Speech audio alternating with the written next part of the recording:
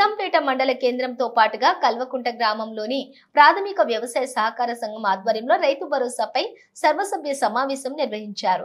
ఈ కార్యక్రమానికి ముఖ్య అతిథులుగా డీసీఓ కరుణ, మండల వ్యవసాయ అధికారి రాజనారాయణ హాజరయ్యారు। అయితే సొసైటీ చైర్మన్లు బాపురెడ్డి, అందే కొండలరెడ్డిల అధ్యక్షతన ఈ సమావేశాన్ని నిర్వహించగా సమావేశానికి రైతులు హాజరు కాగా రైతులను ఉద్దేశించి మాట్లాడుతూ ప్రభుత్వ ఆదేశాల మేరకు రైతు భరోసా అమలుపై రైతుల అభిప్రాయాలను అడిగి తెలుసుకున్నారు।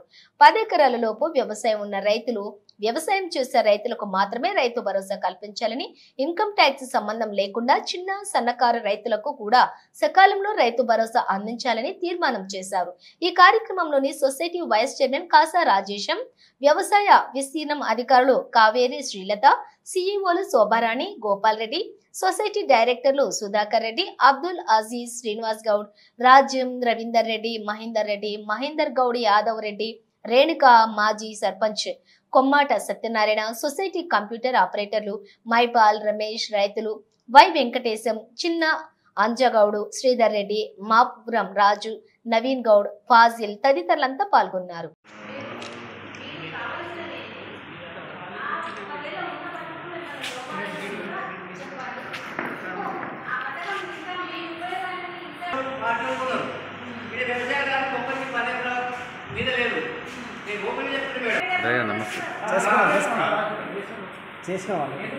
మొదటి నుంచి 15-16 వాళ్ళు కూడా మా సొసైటీలో సుమారు ఒక 100 మంది మిగిలిపోతున్నారు।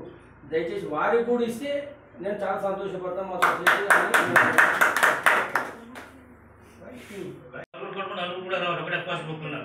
కొందరు వేరే వాళ్ళు ఉంటారు, డివైడ్ కాని వాళ్ళు అందరు వర్తిస్తున్నా బాగుంటారు। కుటుంబం మొత్తం పరిమితులు లేకుండా అది పెట్టుబడి సాయం అనేది అందించాలి। ఇంకొకటి ఇన్కమ్ ట్యాక్స్ అనేది చిన్న సన్నకారు రైతులు ఉంటారు కాబట్టి వాళ్ళకు కూడా ఇన్కమ్ ట్యాక్స్ వాళ్ళది వర్తించకుండా ఎట్లాంటి పరిమితులు లేకుండా ప్రాథమిక సహకార సంఘం నిజాంపేట ఆధ్వర్యంలో ప్రత్యేక జనరల్ బాడీ మీటింగ్ కండక్ట్ చేయడం జరిగింది। ముఖ్యంగా ఇది రాష్ట్ర స్థాయి అధికారుల ఆదేశాల మేరకు సహకార శాఖ మరియు వ్యవసాయ శాఖ ఆధ్వర్యంలో ఈ జనరల్ బాడీ మీటింగ్ కండక్ట్ చేసి రైతు భరోసా కార్యక్రమంపై విధి విధానాల గురించి రైతుల యొక్క క్షేత్రస్థాయిలో వారి యొక్క అభిప్రాయాలు తీసుకొని వాళ్ళు ఏదైతే సలహాలు సూచనలు ఇచ్చారో వాటన్నిటినీ కూడా ప్రభుత్వం దృష్టికి తీసుకెళ్లి అవి అమలయ్యే విధంగా అవగాహన పరచడం కోసం ఈ ప్రత్యేక సమావేశం నిర్వహించడం జరిగింది।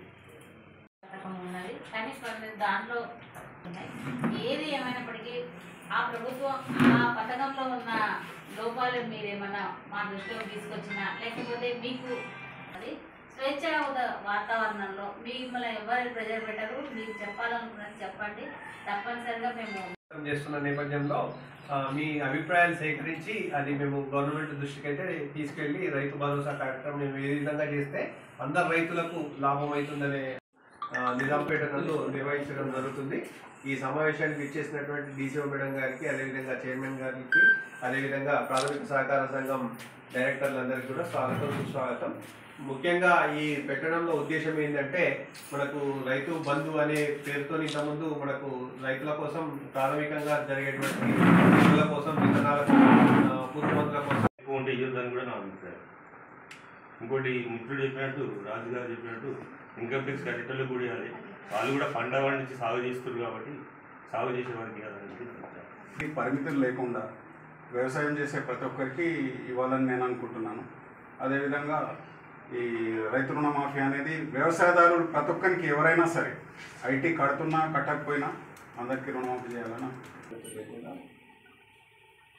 ప్రత్యేక వ్యవసాయ ఆధార్ కార్డు లింకు, పట్టేదారు పాస్ వారికి రుణమాఫీ, రైతు బంధు రెండు కూడా సహకరించాలని, పరిమితం లేకుండా ఇవ్వాలని ప్రభుత్వం కట్టింగ్ ఇచ్చింది। ఒకవేళ అట్లాంటిది ఏదైనా ఉంటే మనం చిన్నకారు కుటుంబాలైనా మాధ్యమిక కుటుంబాలైనా ప్రతి ఒక్కరు చిన్న వాహనం కొనుక్కోవాలంటే కూడా దానికి ఐటీ ఉంటేనే లోన్ రావడం జరుగుతుంది। అది ఇప్పుడు అందరూ తెలిసినటువంటి అఫీషియల్ ఓపెన్గా జరుగుతున్నటువంటి వ్యవహారం కాబట్టి ఏదైతే ఐటీ ఉంటేనే ఇస్తామనేది అఫీషియల్గా వస్తే మాత్రం అది తప్పు। ఐటీ కట్టే వాళ్ళకు కూడా ఖచ్చితంగా రైతు భరోసా